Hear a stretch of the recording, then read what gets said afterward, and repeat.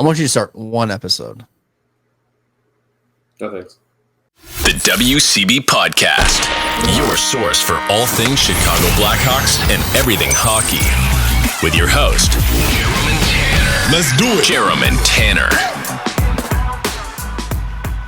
All right, it's another edition of the WCB Podcast. It's Jarom, it's Tanner. What's up, bud? Oh, buddy. We got our first taste of Blackhawk hockey today. Hockey is back. They dropped the game 3-2, but we have to see a glimpse into the future, and that future is Rinzel to Bedard.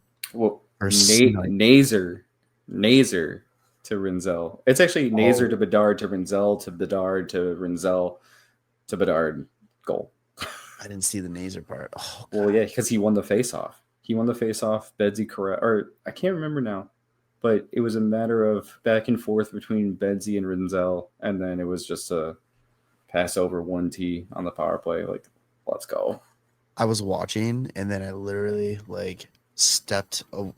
took 2 steps to the side to check on dinner that was cooking, and literally as I do that, all I hear is Blackhawks score. I'm like, what the fuck? Shit. So then the replay I saw was just Rinzel to Bedard for the shot. I didn't see anything else but that. But yeah, nice little look into the future there. Anyway, Pacific, let's go. Hit it. What's up, guys? Before we get into this episode, I just want to take a quick second to ask you guys a huge favor. If you're listening to the show on either Apple Podcasts or Spotify, or even on your favorite platform, make sure you are subscribed or following the show. And if you're watching this on YouTube and you haven't already done so, make sure you hit that subscribe button, like this video, leave some comments, share it with your friends. And if you, just so you don't miss any future episodes, make sure you hit the little bell button so you get notified when we post new content. We appreciate it. And now let's get back to the episode. Just a reminder, we're going to go last to first and last place, or last year's standings, and then we will give our predictions for playoffs and standings and all that at the end. I forgot we were going last to first. Holy shit. Yeah. I really don't want to talk about this team anymore than we already have. But in last place last year was the San Jose Sharks, 20, 50, and 12 for 52 points. Apparently, though, they are the greatest thing to ever swim on this earth. That's fine. It's okay. The Sharks, here's the biggest things for them, right? Carey Price, he's between the pipes. Michael Misa is going to be their first-line center. They've acquired probably the best acquisition of the summer, Ryan Reeves. And second behind that, Jeff Skinner. Third behind that, Nick Leddy. Fourth behind that, John Kleinberg. Sixth behind that, Alex Nedeljkovic. Don't forget Orlov. And then Dmitry Orlov. Yeah. This team is going to be pushing playoffs. I guarantee it. Seems to be pushing playoffs back in 20. Adam Gaudette too. Don't forget about him. This team was going to be pushing playoffs back in 2013.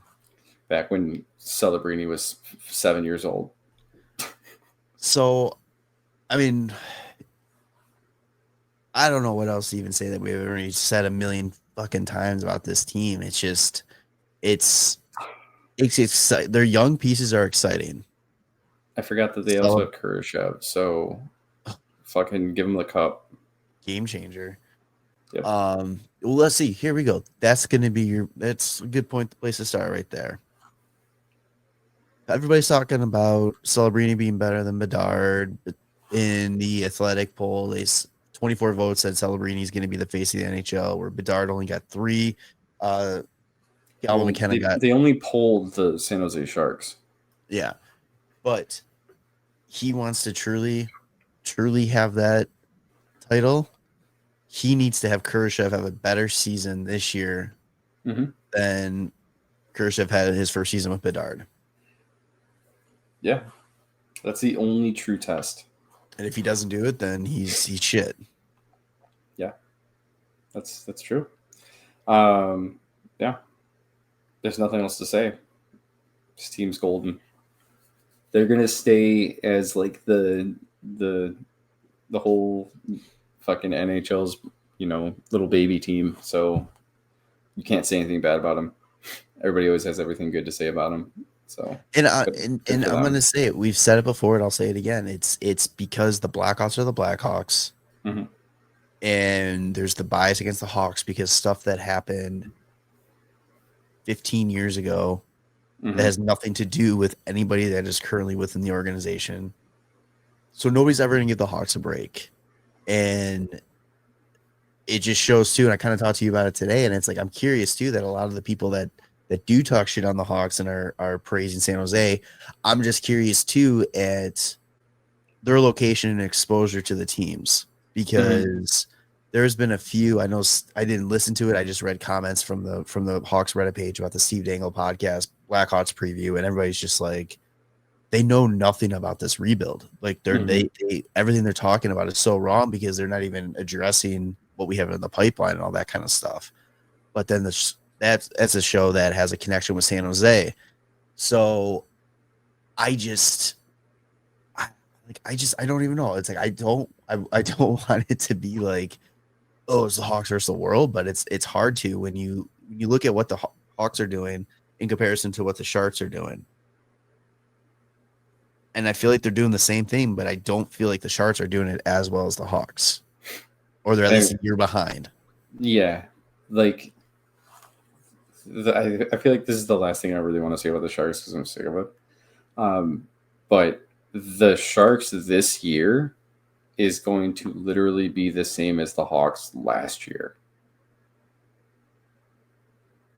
Because this was them loading up on veterans but like the thing is, like last year the Hawks got like good veterans. This is the Sharks loading up on veterans. Like I said, Jeff Skinner, which didn't really play in the playoffs, didn't really do much in Edmonton. Like, what was the season he had last year? 29 points in 72 games. Couldn't break 30 points on a team that's just stacked. Especially known for like a goal scorer too. Ryan Reeves didn't even fucking spend time in the NHL like that much last year. Kurashev, fucking healthy scratch most of the time. Fucking sucks. They went and got Nick Leddy from waivers. He was fucking waived. John Kleinberg is kind of like a reclamation project because who knows what you're going to get right now. Dmitry Orlov was getting paid. Now that's the weirdest one. He's only getting paid like 6.5. That's their biggest get. I mean, and then like Nedeljkovic has been like tossed around from team to team, so I don't know what the deal is with that. But it's just like I don't get the Adam Gaudette too. Like he finally had like a decent season last year. He only had 26 points. He had 19 goals and 7 assists. And it's just like these guys are saving the team. Like this is what's pushing the team forward. It's the Hawks offseason last year had more impact on paper in the offseason than the Sharks do. And yet the Sharks are being looked at as like this year they're going to be so much better. The Hawks were 9 points better than this past season. I don't see the Sharks even getting 9 more points this fucking season. Like, I don't see it. I don't know, but whatever. Like, that's all I want to say on this.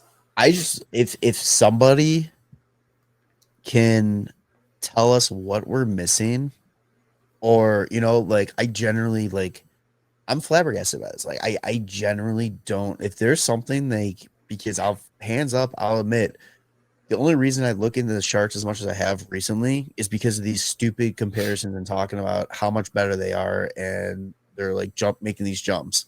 If there's something that I'm missing, like that I don't know as a non-Sharks fan, I would love to hear it, and maybe it'll unwrap my mind from being this fucking pretzel trying to figure out what everybody's talking about. I love the young pieces that they have coming up, but it's like they're not going to make an impact anytime soon, and they don't have enough yet that is going to be like, oh shit, like the future of this team is going to be huge. Like they have 3 4 pieces, like young pieces that it's like, oh shit. Right. But after that, it's like, what do they got? Well, also their rebuild is literally the Maple Leafs rebuild. It's just you have really good offensive pieces and one defenseman, like Morgan Riley. It's Sam Dickinson. What else do you have? Nothing. Okay, cool. Have fun being the Western Conference Toronto Maple Leafs and get fucking losing Game 7 for the next 10 years.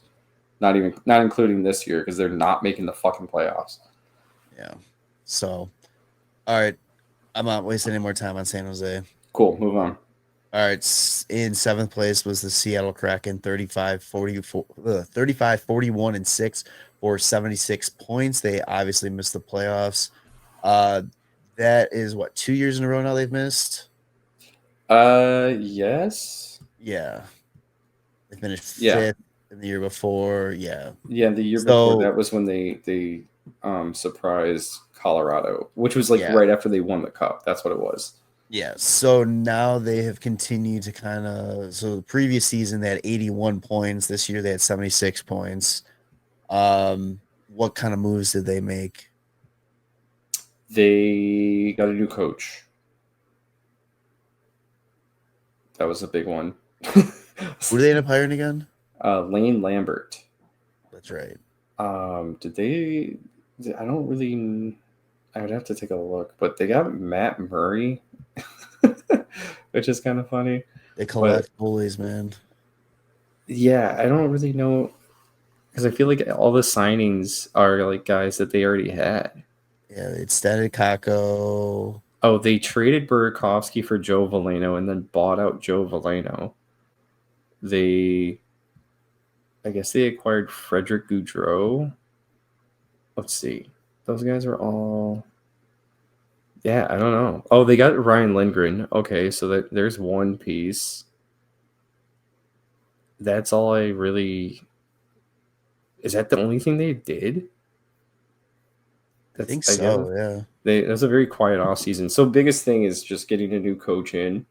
They moved out Burakovsky, who ever since he went there had injury issues. So I think it's just, them just saying like it's time for us to like separate ways and probably just trying to open up a spot for somebody like maybe Capo Caco or something like to be like a fully in the top 6 without like, hey, Burakovsky is healthy. Maybe he'll fucking do something. They did win one more game than they did the previous year, but they only had 6. Like they only got 6 points in overtime. They just had way more losses last season.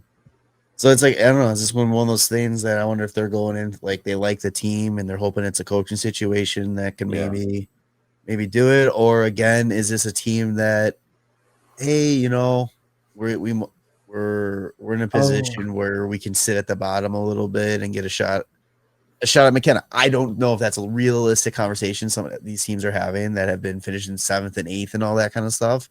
But I mean, you have to think that might not be too far-fetched. They went out and got Mason Marchment from Dallas. That was one of the big moves. Right. Yeah, the cap move for Dallas. Which, I mean, pretty good move. But yeah, I would assume it's probably like they like their team. They just feel like they probably can get more.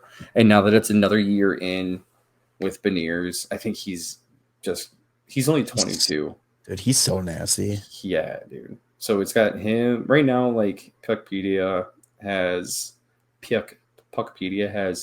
the lines as Jared McCann, Matty Beniers, and Capo Caco, which not too shabby because Caco had 30 points in 49 games when he went to Seattle after having 14 and 30 games. Dude, I was so happy for him finding his footing in Seattle. I'm curious, like Shane Wright, I didn't realize had 44 points last year. Yeah, it's too. I wonder if he's gonna finally break out a little bit more, Yeah, it's interesting because he played 8 games his rookie season, 8 games saw like the second year, and then last year was like, okay, 79 games, 44 points. It's like, could you technically count that as like now that's like officially his rookie year? But he's been floating around the team for a while too. Yeah. And like, I mean, officially it's his rookie season because he didn't meet the minimum game requirement for any of those seasons. But I mean, he's 20. He was like a 4th overall pick. And he was expected to be the 1st overall pick. Yeah, it's still year 2 of his contract. I mean, you outperformed the years. You could possibly see a big jump from Shane Wright, though. Oh yeah, weird. He had more points than Beniers. I mean, it was only 1 point, but still, it was in 3 less games. Yeah, and Beniers is playing first line center. That's kind of crazy. Well, Shane Wright, center of the future. Did he? Who led the team? Oh, Jerry McCann. He's sneaky, like just solid. And then yeah, they got Chandler Stevenson. Okay, cool. That was that weird contract the year before. Or was it last offseason that he signed that? The 7-year. Yeah. Yeah. This is year 2. And Brandon Montour with the 7-year. Yeah, I don't know. They're not like I think they're a solid team. I actually really like their defense with Vince Dunn and Adam Larson in the first line right now, and then Ryan Lindgren and Brandon Montour, and then Jamie Alexiak, and then I think it's Riker evans. Yeah, Riker Evans. It's not too shabby. And Joey Decord's actually kind of sick. When he's healthy, man. Mm-hmm. He played 57 last year, so I mean, he was good. But yeah, dude, I feel like they were just one of those teams that just a lot of bad puck luck. Yeah, you win a couple more games, and it's a completely different situation. And it's such a dumb statement to say, but it's so true. Like for this kind of team, like. Mm-hmm. Like they were 76 points, and I mean they weren't gonna hit 100, but St. Louis was 96 with 9 more wins than them. You know what I mean? So it's like that last wild card spot is you win. Yeah, I mean even pushed to overtime a couple more times. Yeah, I was gonna say you get a few more overtime losses or just get them into overtime, you can end up winning those games rather than 41 regulation losses. Like, I mean, I wonder if that was like they just saw it where they were like, our team isn't as bad as our record. Like, can the coach? Which is crazy because they started with Hackstall and he was the coach for 3 years. They brought in Baalsma for 1 season and they're like, nope. Yeah, he was in the A for them for what, since the start of the franchise, I think. Oh, I didn't realize that. That's funny. Yeah. But yeah, now they got Lane Lambert, who had coached in Columbus, right? Is that what it was? I thought he was the Islanders. He was the Islanders. Where's the Toronto guy? Oh, Keefe. Sheldon Keefe. No. There's an assistant. Oh, Dave Hackstall. Oh, was it? That was their first coach. No. I thought somebody from this upcoming head coach came from the Toronto staff. I don't know. Maybe I'm just making that up. I think so. That doesn't sound familiar. Anyway, I think Seattle should have a better season. I mean, Lane Lambert, I don't really know how much of like the Islanders' play style was on him, or that's just what he was used to, because I think he was an assistant and then took over when they were like the very defensive team, like barely pushing offense. So we'll see, because this team has a lot of good offensive weapons. See if they just play that fucking Islanders style hockey. That's going to be boring as fuck, and then they're going to suck. Oh God, yeah. I want Seattle to be good. I like Seattle. Yeah. All right, let's move on to Anaheim. 35, 37, and 10 for 80 points. Big improvement season for Anaheim. They had kind of a busy off season too. Let's take a talk about that. Yeah, dude. They brought in Mikhail Granlund. They locked up Dahlstall for 5 years. pull up the other signings here. I hate looking at it on the NHL website because it just says their name and how many years they signed with the Ducks or like every team, and it doesn't say if it was a re-sign or if it was like they just started signing with them. You know, they played somewhere else the year before. I think it's really just Mikael Granlund. Billy Husso. I think they made a trade for Husso though the year before. Wasn't he a part of the Gibson trade? No, that was Mrazek. No, that was Mrazek. Never mind. Yeah. Yeah, they made 2 trades with Detroit. And was the Husso one was future considerations. And that was in February. And then they signed him for 2.2. And then they went out and they still acquired Mrazek in the offseason. So it's kind of funny. They also picked up Kreider. Oh, that's right. They did. They traded for Kreider. And got rid of Zegras. That's right. I forgot who they got in the Zegras trade. They also still haven't signed Mason McTavish, by the way. That's still going. What's going on with that one? I feel like they have more than enough cap space to bring him in. Like I don't know. Apparently, it's just Pat Verbeek playing hardball with his fucking good players. He did that with Zegras and he did that with Drysdale. Yeah, and it's just like, buddy, you're fucking handing out contracts, $7 million for 3 years to Mikael Granlund. He did the Killorn fucking 4-year deal for 6.25 when they were like a rebuilding team. Yeah, Troy Terry's in a fucking year 3 of 7 on a $7 million deal, and they sit there with the most cap space in the NHL. Yeah, he brings in Radko Gudas. Mind you, during the rebuild, he brings in Radko Gudas, and it's just like you're giving these guys like 3 to 7 years that are like these older guys, but then like the guys that are young and going to be good for your team, you're playing fucking hardball with them. It's like so weird. What are they like? I don't understand what the mindset is. Like they have a lot of UFAs coming up this upcoming season. So they're gonna have plenty of space. They're gonna have roster space. Like I don't understand. Like wouldn't you want to make sure you lock him in unless it's like a term thing, where maybe they want long term.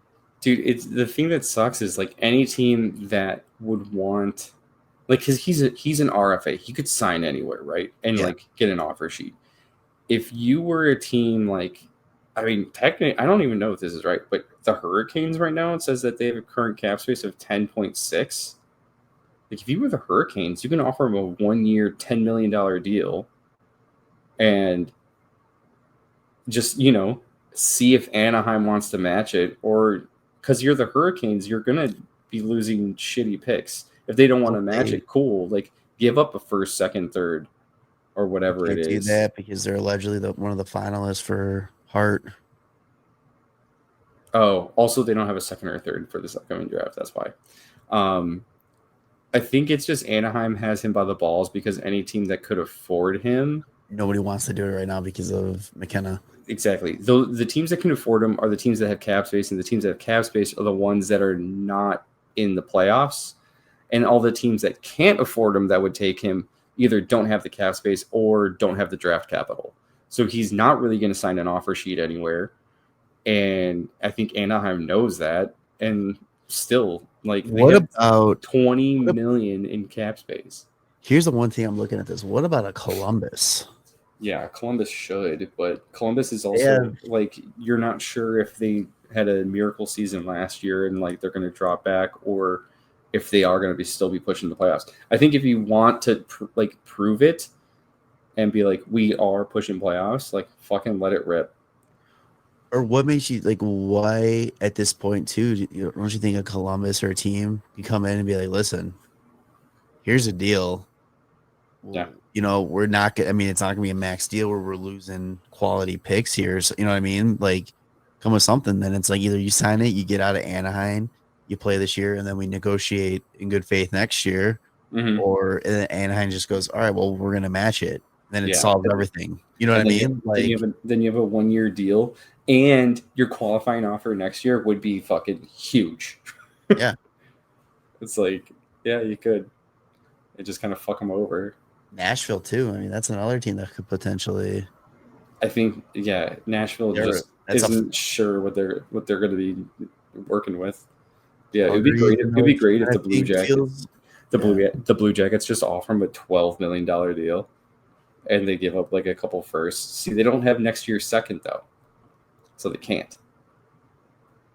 Well, I'm saying they offer them whatever. That's like what, a first and a third or something. What's that? Whatever that deal is. Well, Nashville could do it. That's what I'm saying. Like, I mean, you don't. They have the picks.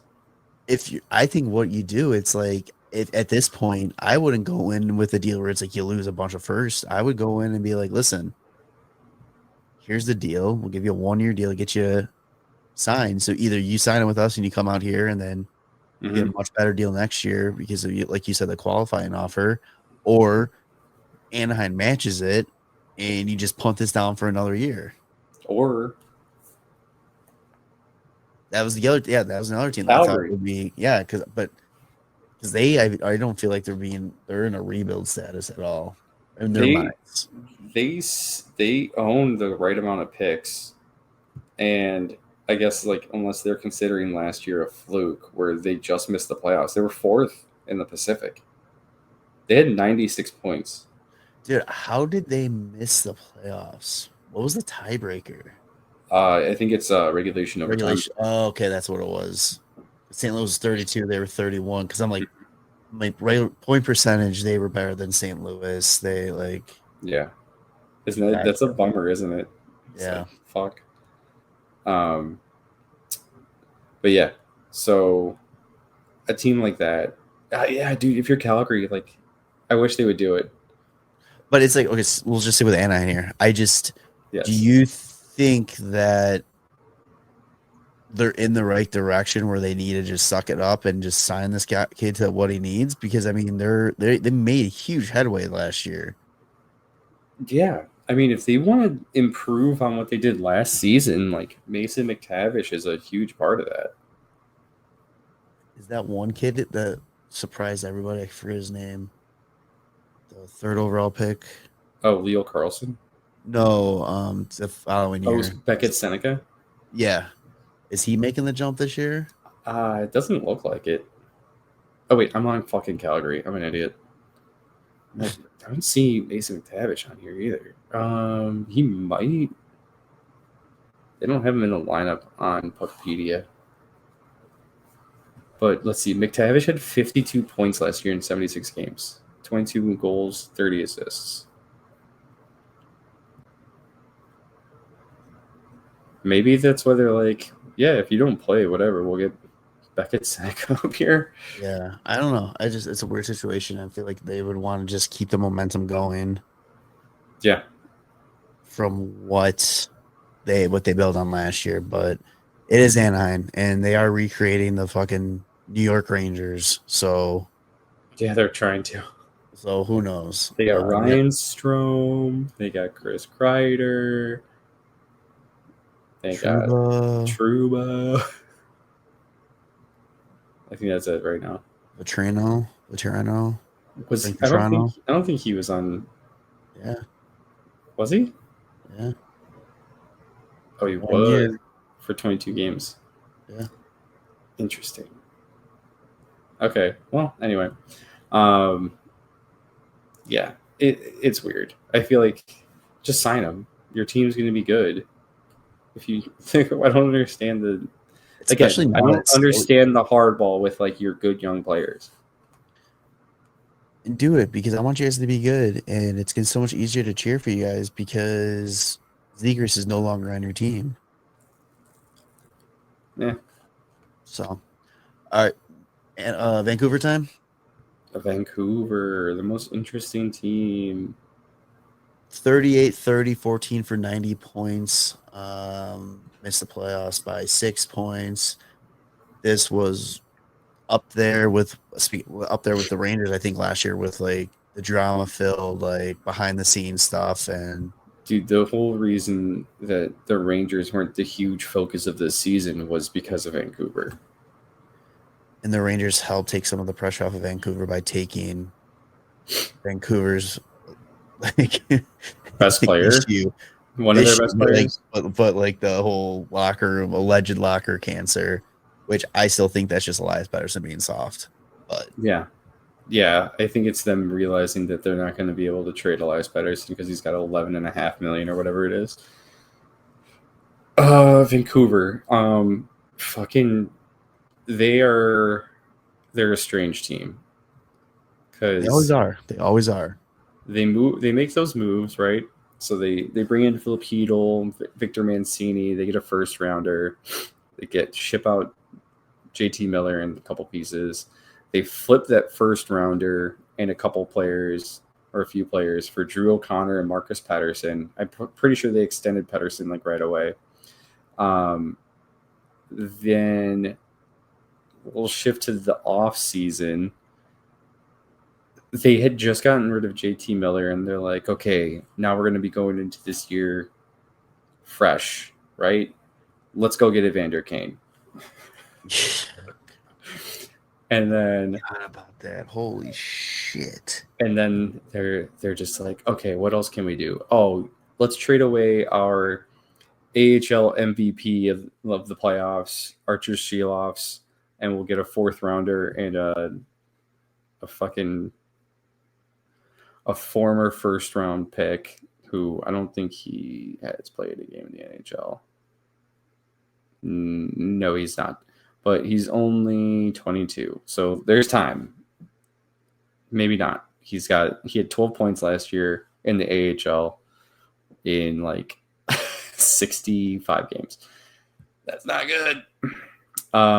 They also decided to ship out Dakota Joshua to Toronto because like he went from having 32 points the year before, signed a big contract or big, right, for 3.25, and then had 14 points last year.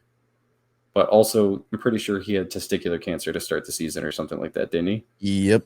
So that might have been, a little bit of a thing. I think that is a legitimate excuse for having an off season. Mm-hmm.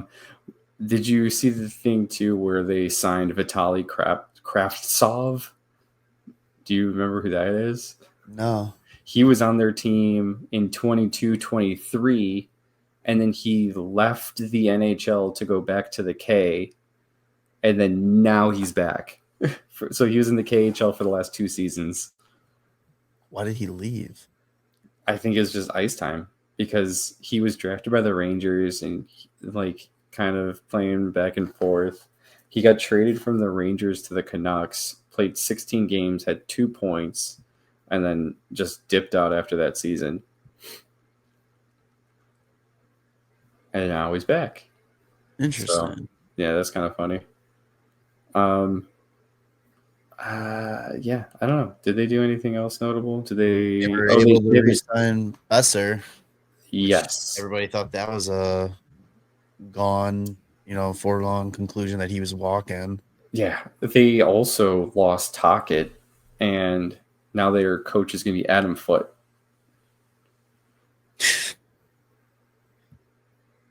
I'm curious. I don't understand this team. I don't. Yeah, dude, we'll see how full of craziness they are this year, but also if this year doesn't go well, Quinn Hughes is out. That's the other thing too. It's they had all the distraction last year about the cancer locker room and bad energy in there. Now they're gonna have the distraction about Quinn Hughes. Is he staying? Is he going? All that kind of stuff. This team just can't catch a break and just let's just go play hockey. Dude, I was just checking this because it's man, I feel like a lot of coaches were changed in this division, and we fucking skipped Joel Quenneville going to Anaheim. But he shall not be named. We're not allowed to talk about him. Fuck that. I love Joel Quenneville. So out of the 4 teams we've discussed so far, 3 of them are going into the season with a new coach.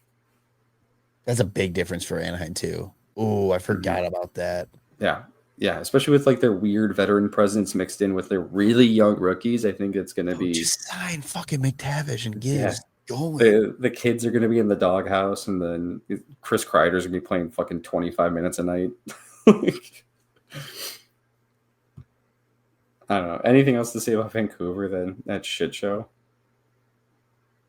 No, man. I think they're just weird as shit, and I think they're going to be another one of those teams that just kind of sits there. I think they're going to be as good as Quinn Hughes takes them.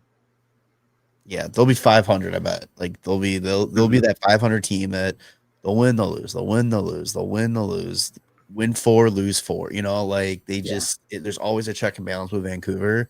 Well, and I think the biggest thing for them this year is, can Elias Pettersson shake that dust? Because if he can get back to like Pettersson from the year before and the year before that, they might be pushing playoffs. If he's getting around 100 points, what a drop off, dude. Fucking 89 points the year before and then 45 last year. All because of JT Miller. Yeah, just got in his head. Send him to the A. This division's actually going to be hard to kind of predict. Yeah. Because there's so many fucking variables out there. Mm-hmm. So we'll move on to another team we kind of talked about a little bit here. The Calgary Flames. That's because of the jerseys that we own. Yep. 41, 27, 14 for 96 points. They just missed out on the playoffs because of the regulation, overtime wins, tiebreaker. They had 31, where St. Louis had 32. Tanner, what kind of moves did they make? What? Yeah, that's a good question. What moves did they make, Zach? I don't know. I accidentally closed out that tab. So, did they actually acquire anybody in a signing way? I don't think they signed anybody. I think they just re-signed all their guys. Yeah. Dude, they literally did nothing. They just extended like Connor Zary, Martin Pospisil, Dustin Wolf. They extended Michael Backlund. They extended when did this one happen? The Matt Coronado one? That was back in May. Yeah, dude. They did nothing. And I think they're fine with that because I guess you can say like their biggest addition is going to end up being just like rookies that are coming up and just another year of development out of like the guys that have been performing well, right? Like they're going to end up having that Zane Parekh kid playing, and then it's going to be year 2 of Dustin Wolf as the number 1 goalie. They signed a backup, Ivan Prosvetov, who, don't ask me. He was in the K last year. Colorado? No, he was in Colorado 2 years ago. Oh, okay. He was in the K last year. Dude, that's kind of crazy. So in Colorado, he had 11 games and a 3.16 goals against average and 8.95 save percentage. And last year in the KHL, he had a 2.32 goals against average and a 9.20 save percentage. Huh. Interesting. The thing with this team is I really think it's coming down. I mean, and it's I keep saying this enough, it's like no duh statements, but it's like they're going as far as Dustin Wolf's going to take them. Yeah. And then also, is Huberdeau still inclining in points? Because now he broke this 60-point plateau that he had not been able to break the last 2 years. Is he still increasing in points? Because, man, he is still locked up for fucking 6 years. Dude, the issue that they have, man, just looking at their point leaders, Kadri 67, Huberdeau 62, and then it drops to 47 with Uyghur. It's like they need more guys stepping up. Mm-hmm. Like, yeah, it blows my mind that they were where they were at last year. But again, it was Dustin Wolf. It's Yeah, Dustin Dustin Wolf Wolf, on a and mission. a full team thing. Yeah. Also, I think the biggest thing to look out for this year is like, at what point does Rasmus Anderson get traded? Yeah, I mean he's up this year, isn't he? Yeah, it's his last year. Or if they're in a playoff spot, do they hold on to him and then try and buy at the deadline and then maybe try and do a sign and trade for him in the offseason? I'm curious how many teams might just go that route now that there's been a few sign and trades where it's like, we're going to do a playoff push. We want you to be there, but we'll get you to a place that like you want to go. I don't think that's gonna get a big thing. I think the only reason that happened, I think it's because of the whole. Okay, cool. You want Marner? Cool, take him. We're just gonna file tampering charges against you guys. Okay, well, what about Keandre Miller? That I feel that was a weird one. Are there any other signing trades? No, those are only two that I can really remember. I mean, other than the Matthew Tkachuk one from Calgary.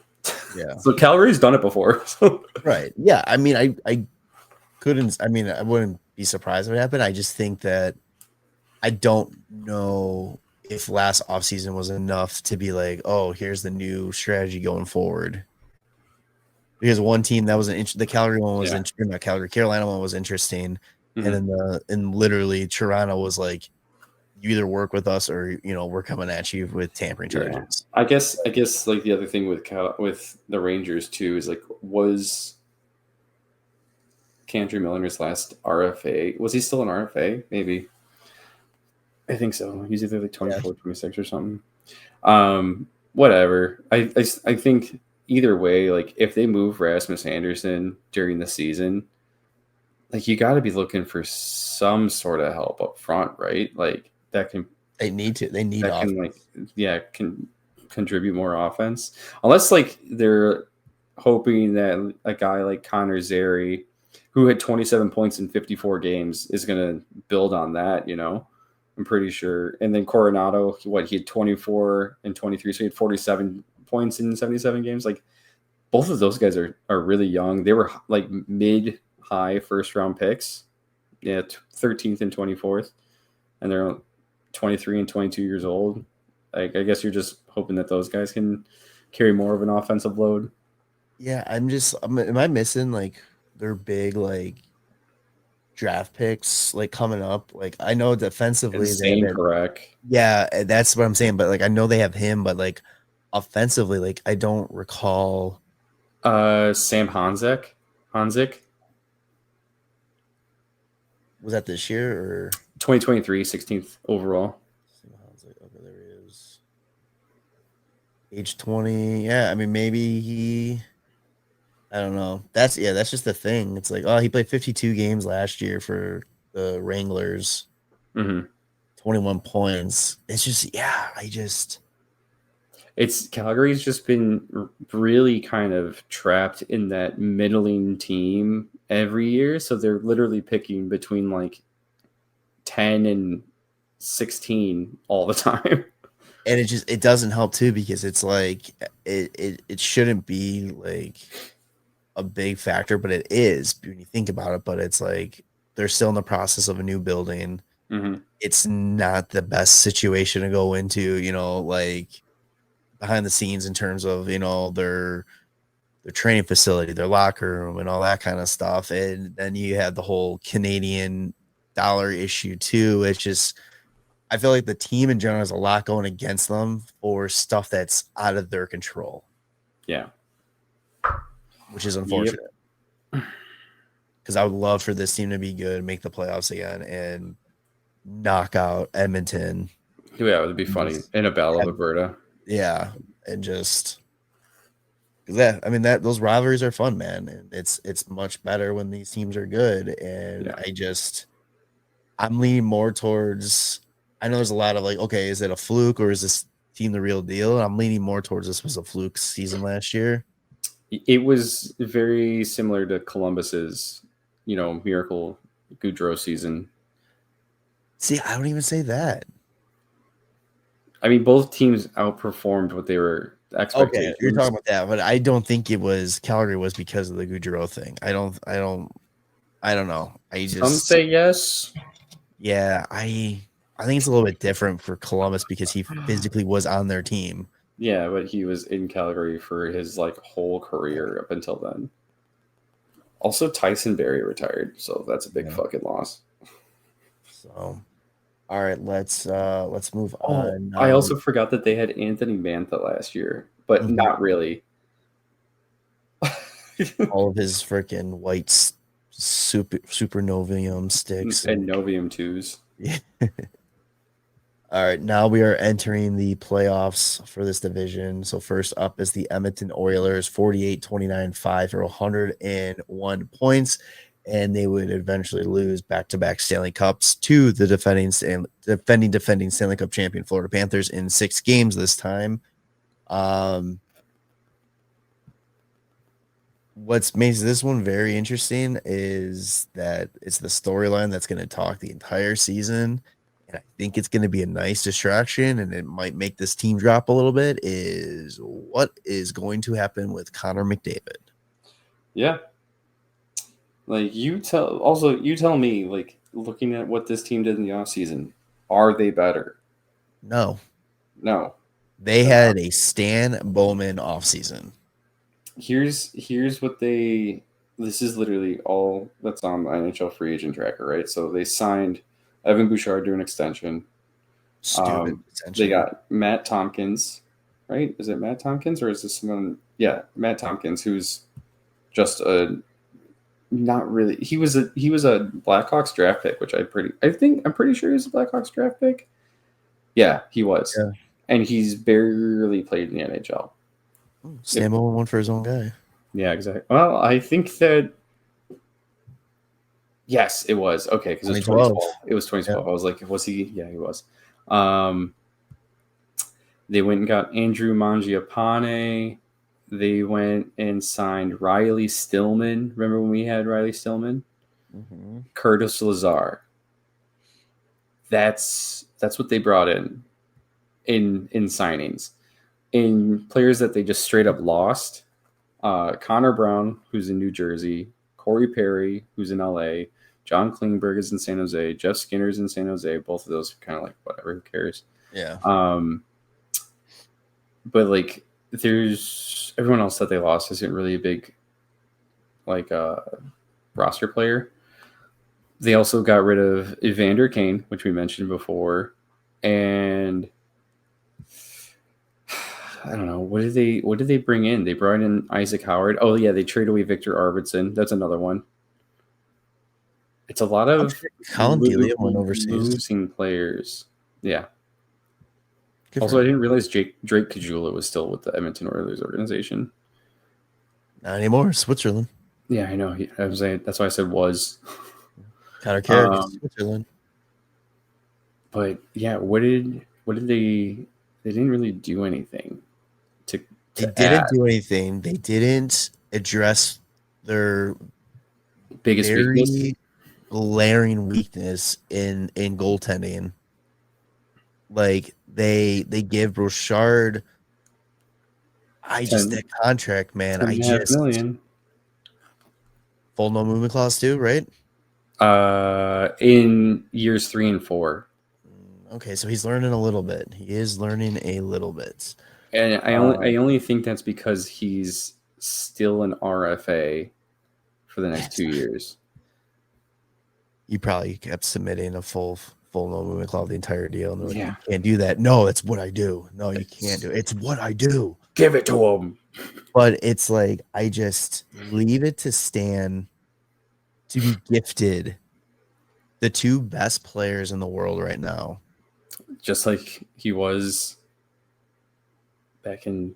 No, I mean, as much as I love Taze and Kate, they weren't the best players in the world at the time. Let's just add a word. 2 of the best players. Okay, 2 of the best. Okay, all right. But no, right now he was gifted the 2 of the best. Yeah. And he's going to fuck it up. Yeah. And here's my thing is, at what point do you explore a trade for McDavid? Or is this one of those things you just let it play out and pray to God he resigns, and if you lose him, then you have to wear the badge of losing McDavid for nothing. Like their biggest thing this year is like they're counting on, what is it, Matthew Savoie, who they traded Buffalo for, which was stupid. Buffalo traded for Ryan McLeod, Matthew Savoie, who was a fucking 9th overall pick. It was just the dumbest shit. And then Isaac Howard, who are both 21 years old. It's like that's what they brought in because they have no cap space. Yeah, they have the second highest cap in the league. Highest legal cap in the league, I should say. Yeah. And it's just they're running it back with fewer pieces than they had last year. Right now, on Puckpedia, on their lineup, their depth chart, they have Trent Frederick on the first line with Draisaitl and McDavid. And I'm like, I don't think that's going to happen at all. Dude, Trent Frederick, 8 years, $3.85 million per two. Yeah. With a no movement clause. Like, dude, that is fucking Stan Bowman. Tell me, like, it's this for me, and my hatred for Bowman is it's not new. Everybody who's listened to this show knows, our friend group knows. I know you guys get sick of me talking about it, but it's like, it to me right now, that's entering San Jose territory. It's like, what am I missing that he keeps getting these opportunities? You know, like these and stuff.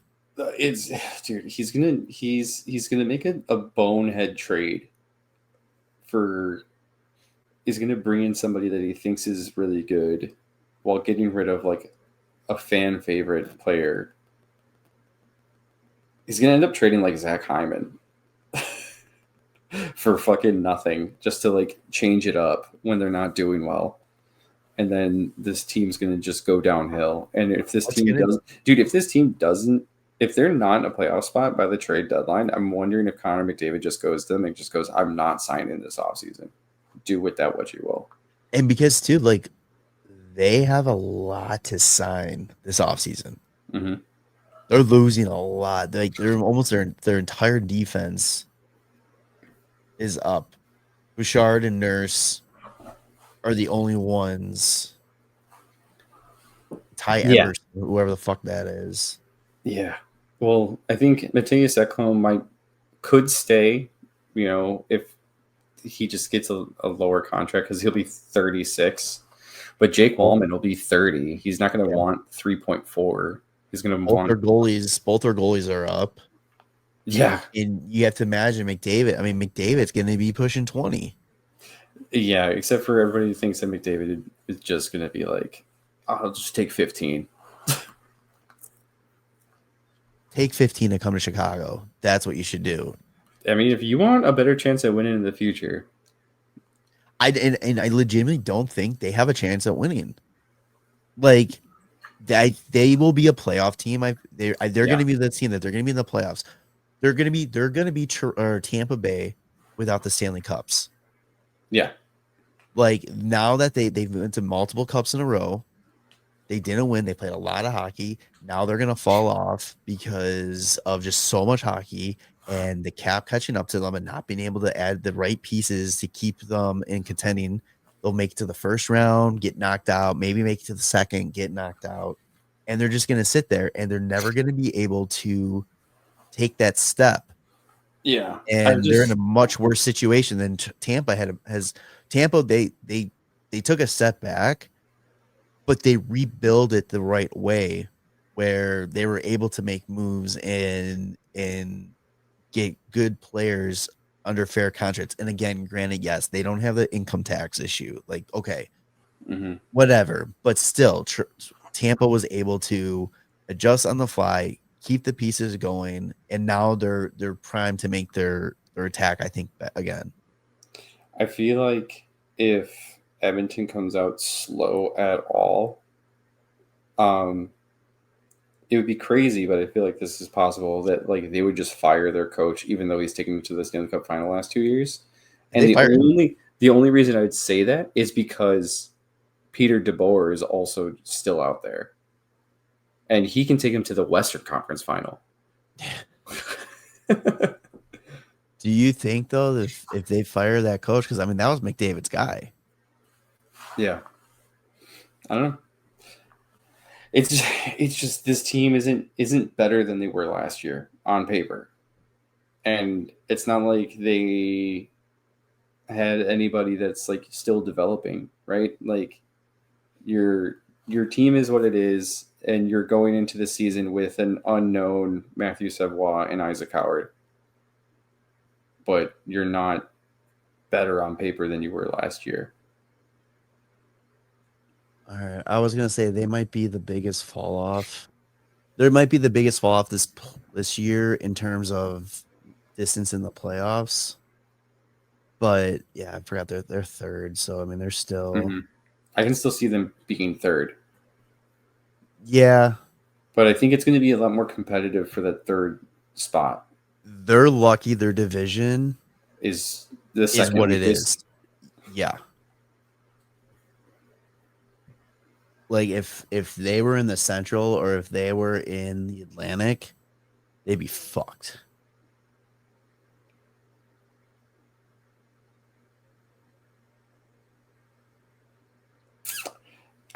They're kind of right there, actually. It goes Central is like the fucking toughest division right now, and then Atlantic, then Pacific, then Metro. I'm just looking at like the teams that just are like in that 4 and 5 spot, like in the Atlantic, Ottawa with 97, Montreal with 91. But in the 4 and 5 spot that missed the playoffs is Calgary with 96 and Vancouver with 90. Each just 1 point less. Neither make the playoffs though. But that's why, like, I think if Edmonton, because they're not as good as they were last year, they had 101 points. If they fucking lose 3 more games rather than win 3 games, now they're out of the playoffs. If Calgary just has the exact same year. Yeah. Like, that's 95 points instead of 101. Dude, you're fucking outside looking in. And instead of being in the Stanley Cup Finals another year, you're fucking out of the playoffs. Yeah. I don't think very this team, it's this, a lot of these teams are like, it really depends on this guy if they'll be good. And this team is very dependent on McDavid carrying them again. I mean, Draisaitl's super fucking good too, but like if McDavid falters, like this team might struggle. And what happens to Draisaitl if McDavid leaves?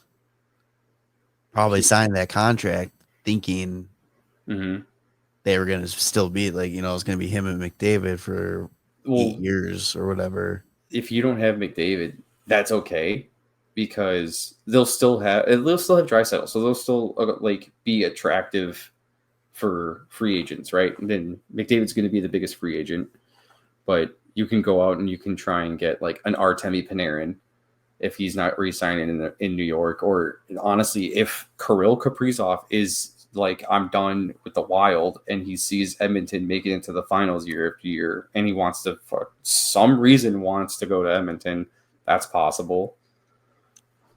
McDavid and Kaprizov trade 1-for-1 at the deadline. That'd be sick. That would be fucking awesome.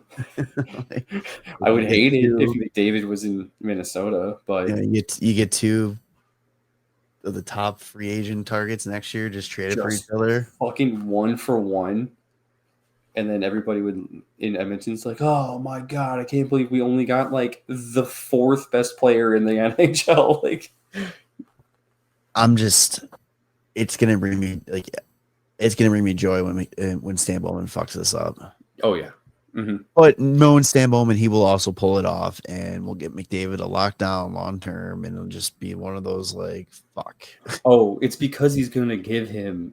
I completely forgot about the Stan Bowman like overpay. He's going to give him like $18 million, and then that team's fucked. Here's the Stan Bowman negotiation, McDavid. I'll take 15. We're gonna give you 17. No, dude, 15 is fine. Fine, 18. Like he got the reverse like haggle going. Oh, yeah, we're gonna find out a way to like make it a no move clause for your family, and your wife can't leave you. Like, oh, dude, I don't. It's gonna be fucked. whatever. I don't think they're gonna be as good, but that may be good for the next team. Second place in the division last year was the LA Kings, 48, 25, and 9 for 105 points. They lost in the first round to the Edmonton Oilers in 6th game, which same story, different year. Big news coming out of LA is that this will be Captain Anze Kopitar's final season in the NHL. So it's going to be crazy. It's going to be, we always talk about, that chasing that moment and all that. And you have a very good team chasing a moment for your captain, a lifelong king. Yeah. Arguably one of the top centers in NHL history. Defensive forward in NHL history. Two-way centers. Yeah, two-way forward. Yeah. And he's going to go out, and you bet your ass they're going to do what they can to make sure he goes out on top. Yeah, he's so fucking good. It's so funny because there was a few times where I was like, oh, he doesn't have it anymore. I'm like, he's done. I want to say, let's see, back when in 2015-16 he had 74 points in 81 games, and then he dropped to 52, and I was like, oh, he's finished. The next season he had 92 points. I was like, all right, never mind. Never mind. It was just like, oh yeah, he's like a solid 70 point super good two-way center that we could have had in 2005, but we decided to draft Jack Skilly. It's like, damn, dude. The thing that's going to be interesting for them is they made some interesting decisions this offseason. Yeah, like what? Like Corey Perry. Yes. But he's out, 6 to 8 weeks after a knee surgery or something like that? Yeah, I mean, whatever. He'll be back around Christmas. Be fine. They brought in Cece. Cody Cece, 4.5, 4 years. It's so funny. The eye test is Cody Cece is trash, but then apparently his analytics are this kid is sick.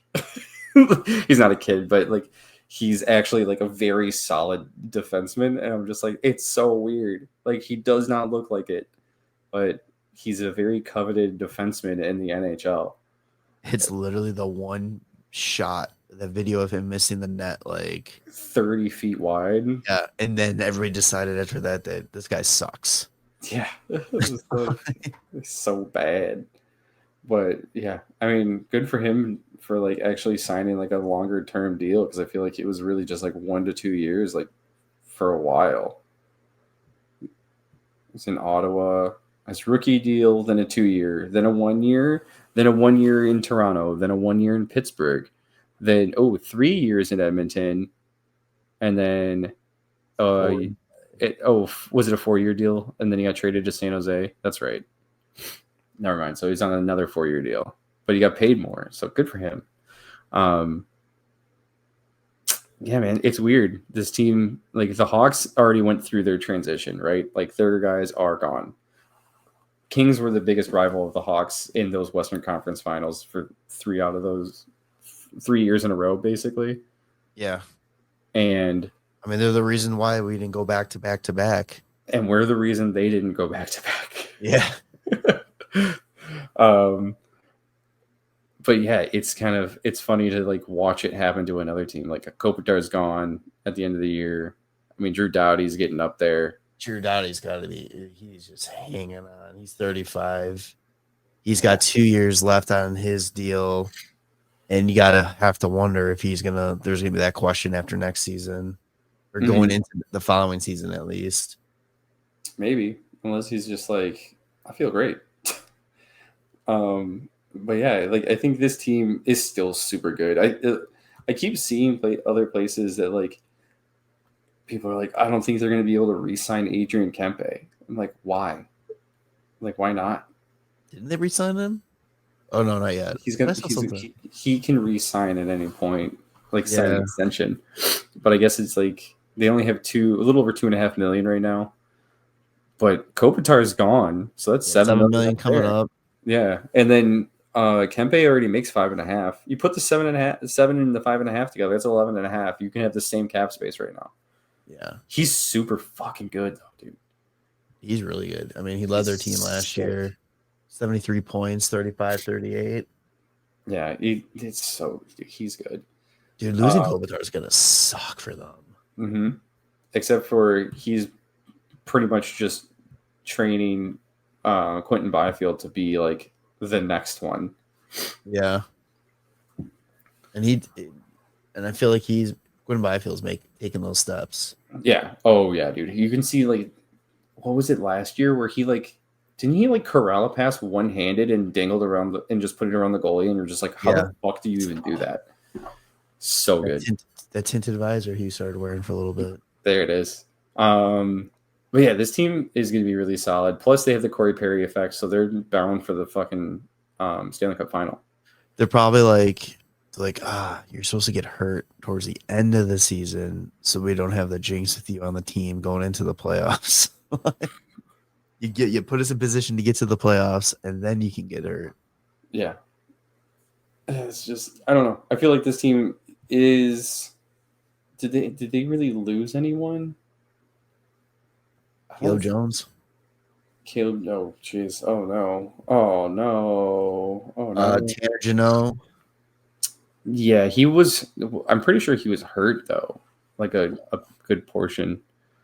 Big save, Dave. That sucks. Gavrikov was their probably biggest loss on the defensive end.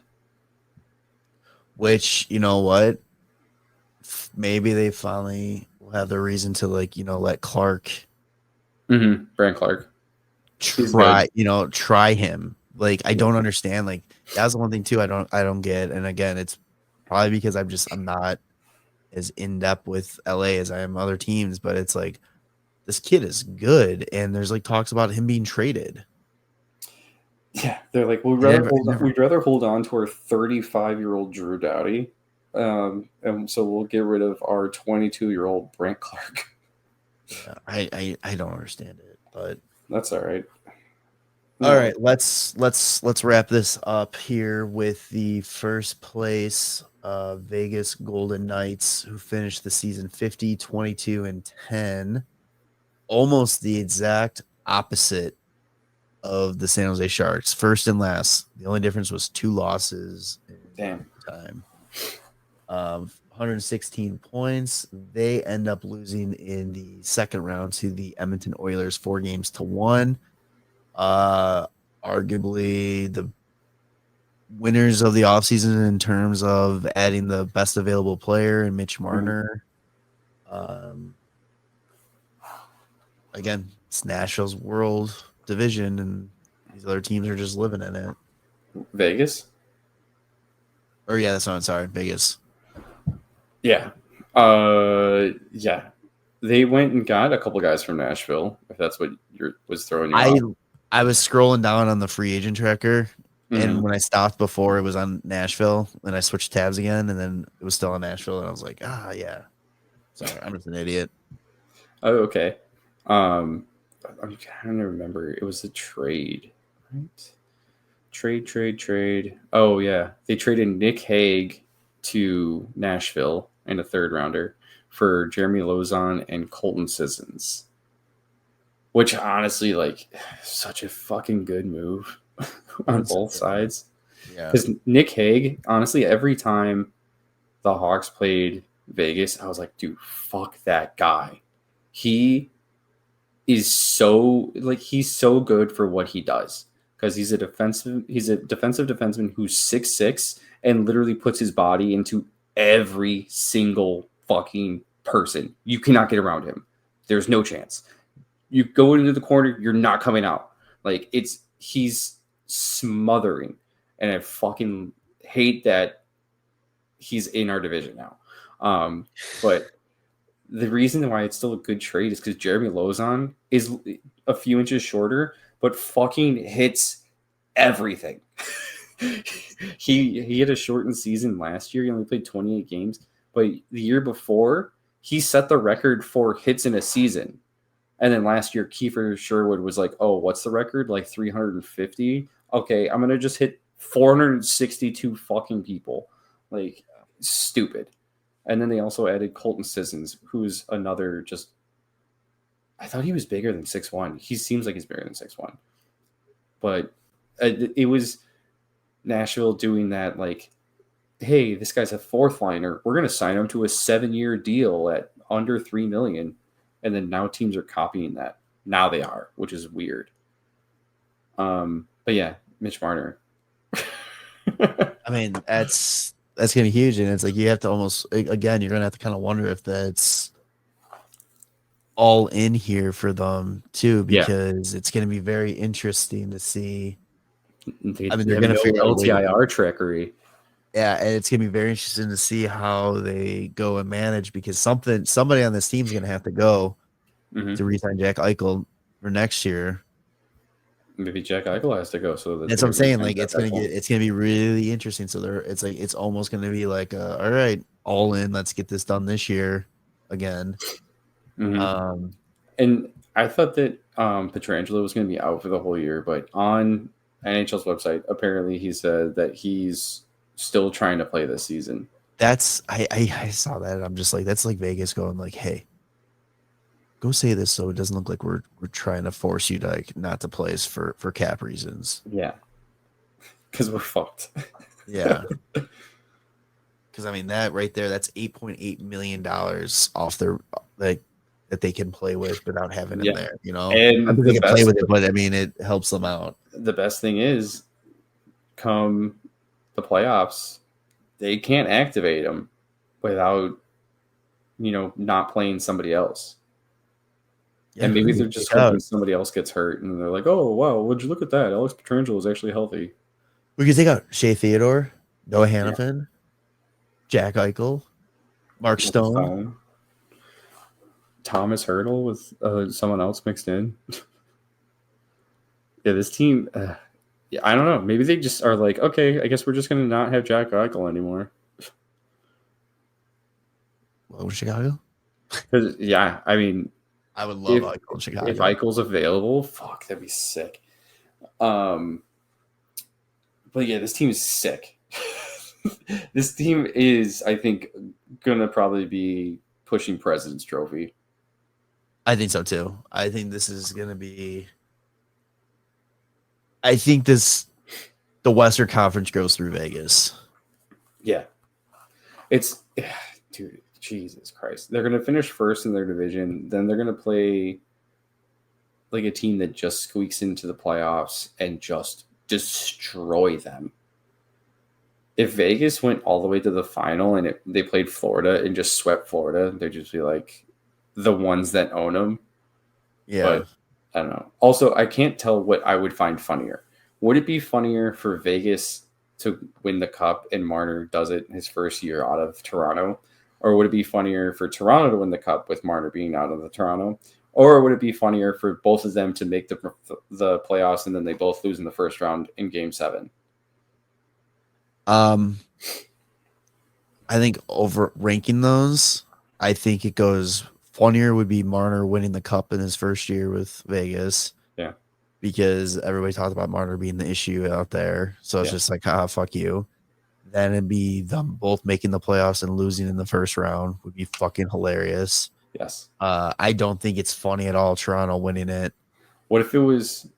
that just proves all the Toronto fans right, and fuck that. Yeah, I guess that's true. What if it was Vegas versus Toronto? Marner ends it Game 7. Well, that's number one. That's number one. That's easy. That's number one. Honestly, that is ideal situation. Yeah. Like if I can predict, like if I could write the playbook and storyboard for how this season's going to go, that is my first thing. Florida misses the playoffs and we get first overall because of that. That's my number one thing. But I'm just so it all works together. It all works together. Toronto makes the playoffs because Florida, and they're the ones that knocked Florida out of the playoffs, good playoff contention. And Florida gets one of those New York Islander styles lottery wins. We get it. So there's that. And Toronto, for being so cold, knocking them out, makes it to the Stanley Cup final, but lose to Mitch Marner because their fans were dicks to him. Yep. And Mitch Marner scores the game winner in overtime, and the game's in Toronto. Yeah. Okay. So then Toronto would have to finish ahead in the standings. That's fine. Yeah. But yeah, this team is stacked. This team is fucking stacked. Yeah. And I hate it, shit. but also I don't know. mean, If Vegas has got to be the one to reset the NHL after Florida, and all that kind of stuff, then so be it. Vegas, do it. I think it's going to end up being like Vegas and like Colorado. I think that's going to just be like a fucking battle. But yeah, dude, Vegas has this has to be like all in this year because there's no more fucking trickery. Like they got nothing to do. I mean, although they could move on from Mark Stone to keep Eichel. But how do you do that? He's got a full no move. Yeah. Call Chris Drury and ask him how he did it. Well, that was just a no trade. So that's why he was like threatening waivers. Right. Okay. Yeah. No idea then. He could do Thomas Hertl buyout. Just a fucking Thomas Hertl like waive. Modified no trade. No, he's got a full no move clause. Hertl? Yeah. Modified no trade clause. And it says no movement clause. Where? Unless it's the no movement might be later. I'm on cap wages. It says I'm on Puckpedia. Modified no trade clause and a no movement clause. Oh, that doesn't make sense. No, I mean it makes sense because the no movement, so he can't be waived and all that. But no move means that he can't be. But maybe he's got the no move this year. Is it the and last it's modified no trade next year. What the fuck? I'm saying from this year on, yeah, it's modified no trade and no movement clause on cap wages. Whatever. Oh man, yeah, this team. We'll see, but they're gonna be super fucking good.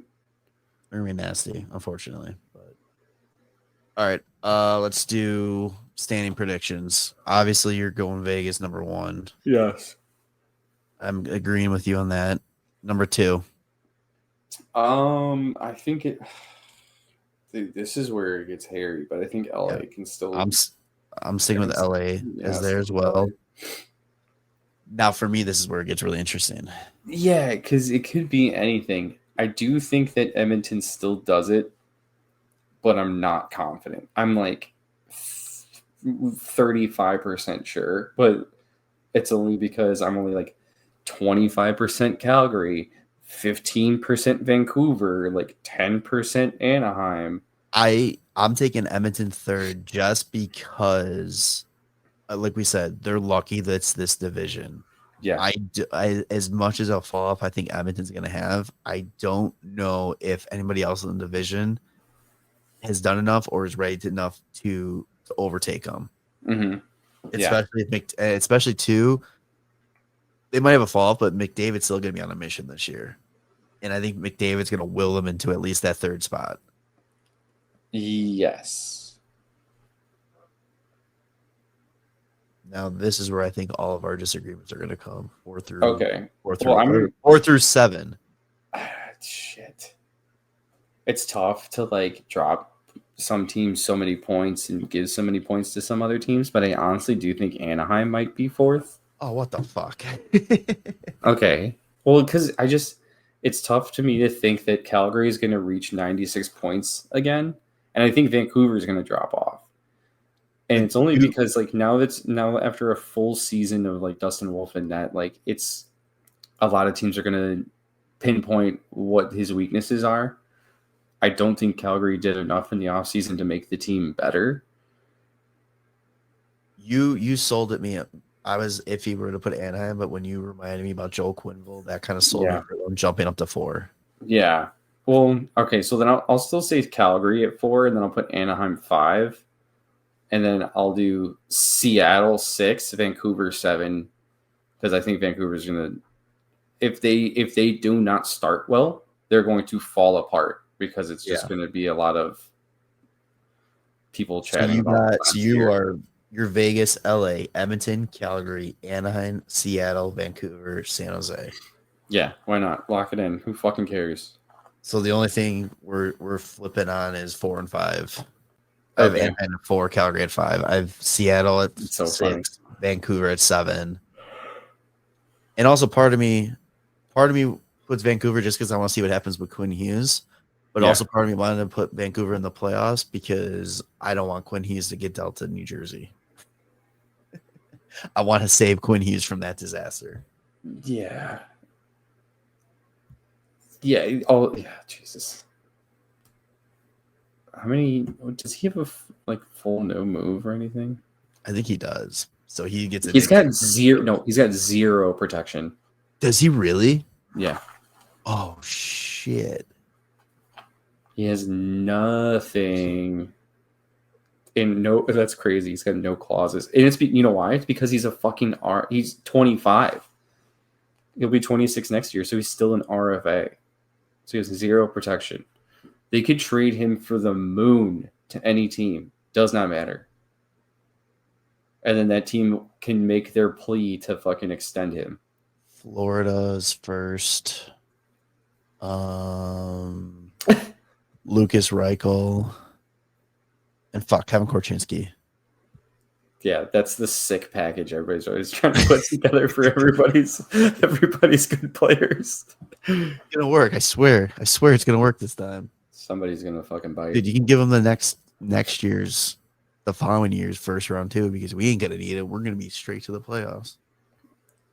Yeah, buddy. So all right. So that was the Pacific Division preview. We will be back next week doing the Central Division minus Chicago. And then the following week, we'll be back doing the Blackhawks preview, and that'll come out on opening night, or opening day, I should say. We'll post it in the morning, obviously, but no, we'll post it when the game starts. Puck drop. Yeah, real hockey is just around the corner, and yeah, it's good time of year. You got anything else you want to say?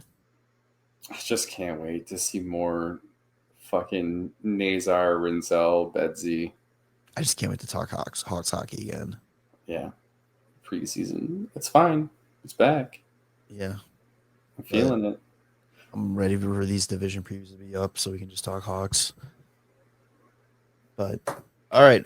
Make sure to follow us on your favorite podcast feeds. We're on all major ones, anywhere you can find it. Big 2, Apple Podcasts and Spotify. Subscribe to the YouTube channel and all social media at WCB Podcast, and we will see you on the next one. All right. Love you, boys. Bye. Thanks for listening to the WCB Podcast. Be sure to subscribe wherever you heard this podcast. To connect with Jarom and Tanner, check out the boys at WCB Podcast on all social media. We'll see you next time.